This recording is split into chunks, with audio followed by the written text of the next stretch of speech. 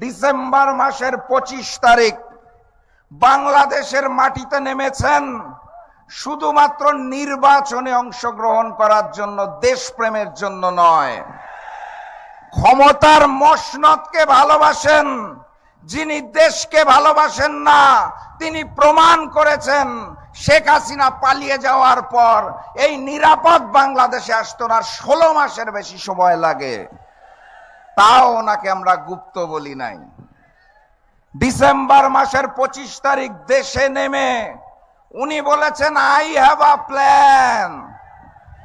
সেই প্ল্যান কি সেটাও খুলে বলতে পারছেন না, গোপন প্ল্যান, তাও আমরা তাকে গুপ্ত বলি নাই। উনি মঞ্চের মধ্যে দাঁড়িয়ে জামাত এবং শিবিরকে উদ্দেশ্য করে বলেন গুপ্ত। আমাদের উচিত ছিল ওনাকে গুপ্ত বলা, কিন্তু রাজনৈতিক শিষ্টাচারে আমরা একটা জাতীয় মঞ্চ থেকে গুপ্ত বলতে পারি না। এটা জনাব তারেক রহমানকে শিখতে হবে। এই বাংলাদেশ মজলুমের বাংলাদেশ, এই বাংলাদেশ আবু সাইদের বাংলাদেশ, এই বাংলাদেশ শহীদ ওসমান হাদির বাংলাদেশ, এই বাংলাদেশ আলেম ওলামাদের বাংলাদেশ, এই বাংলাদেশ আল্লামা দেলোয়ার হোসেন সাইদির বাংলাদেশ।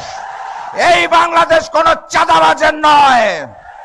এই বাংলাদেশকে আমরা নতুন করে কোন নতুন নব্য জালেমের হাতে তুলে দেব না, দেব না, দেব না। অতএব